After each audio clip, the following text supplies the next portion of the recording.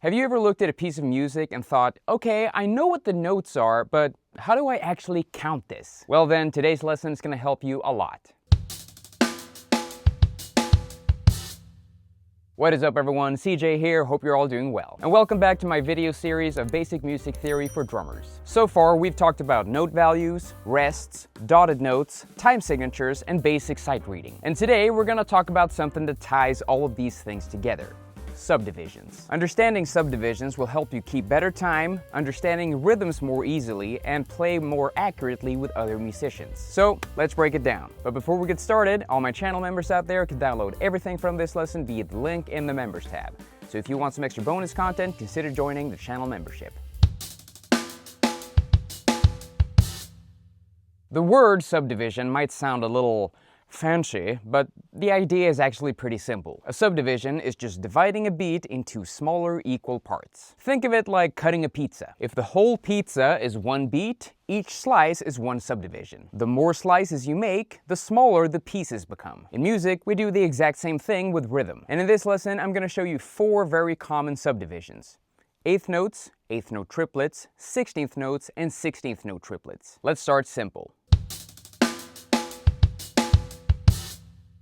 Now, if we're playing in 4/4 time, we usually count quarter notes like this. 1, 2, 3, 4.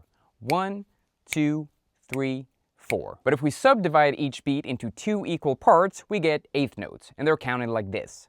1 and 2 and 3 and 4 and 1 and 2 and 3 and 4 and. So each beat now has 2 notes instead of 1. Simple math, right? You can think of the numbers as the main beat and the ands are the spaces in between. Let me show you what it sounds like.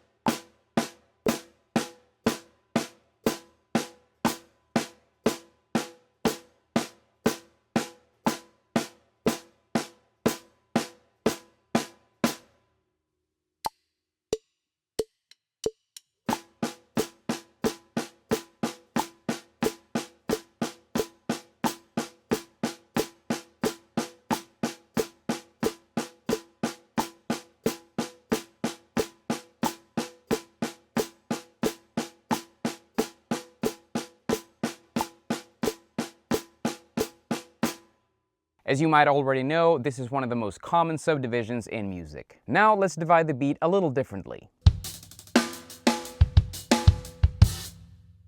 Instead of splitting the beat into 2 equal parts, we now split it into 3 equal parts. That gives us triplets, and in this case, eighth note triplets. Triplets are simply 3 evenly spaced notes within one beat, and we count them like this: 1 and 2 and 3 and 4 and. Or you can count it like this: 1 triplet, 2 triplet, 3 triplet, 4 triplet. Let me show you the eighth note triplet and what it sounds like.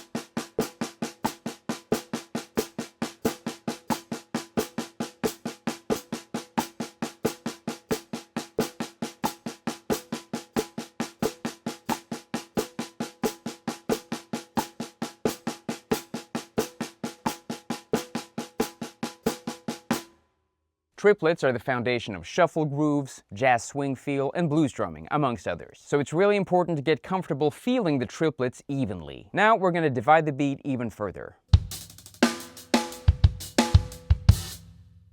If we split the beat into 4 equal parts, we get 16th notes. 16th notes are usually counted like this. 1 E and a, 2 E and a, 3 E and a, 4 E and a. So instead of 2 notes per beat like 8th notes, we now have 4 notes per beat. Let me show you what it sounds like.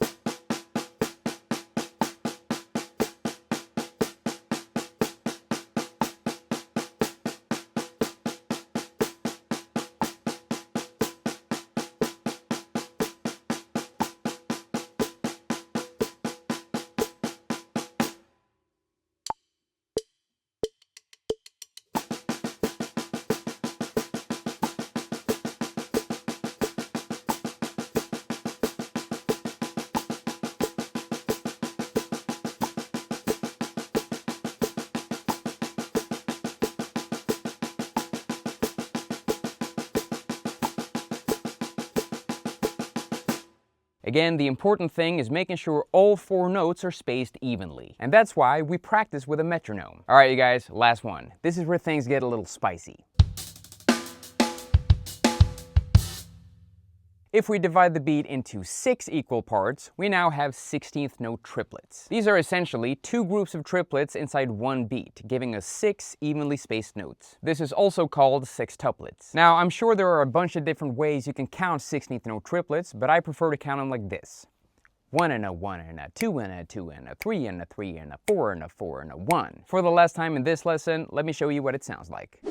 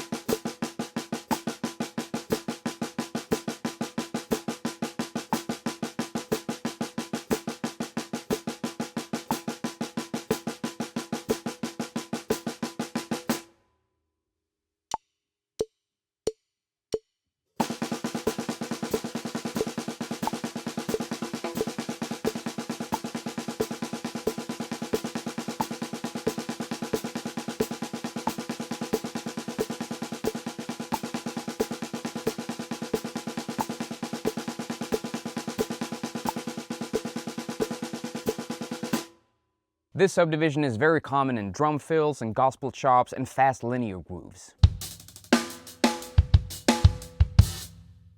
So why are subdivisions important? Well, because when you understand subdivisions, you can read rhythms more easily, you can really lock in with a metronome, and you can keep your timing more consistent. In fact, when drummers talk about having good time, a lot of that means that they have a really strong internal sense of subdivision. If you can feel the smaller notes in between the beats, you'll stay locked in way more easily. Alright my friends, that's a basic introduction to subdivisions. Now, if you've signed up as a full kit member on this channel, you can also watch a drum lesson on the more unusual subdivisions, like quintuplets and septuplets. If you like this drum lesson, please give it a thumbs up and don't forget to subscribe as well. I really appreciate it. Now, if this is the first video of this series that you're watching, you can watch the entire course on basic music theory for drummers right up here.